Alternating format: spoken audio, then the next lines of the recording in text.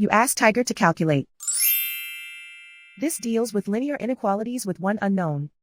The final result is x equal or smaller than -4/7. Let's solve it step by step. Group all x terms on the left side of the inequality. Subtract 3x from both sides.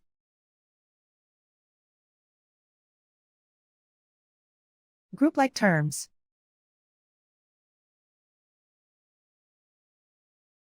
Simplify the arithmetic.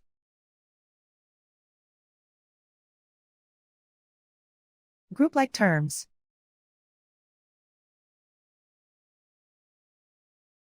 Simplify the arithmetic.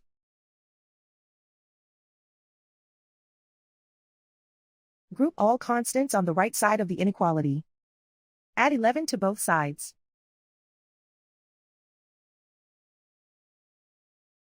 Simplify the arithmetic.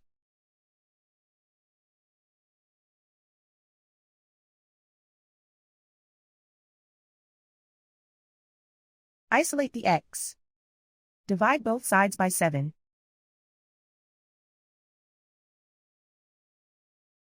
Simplify the fraction.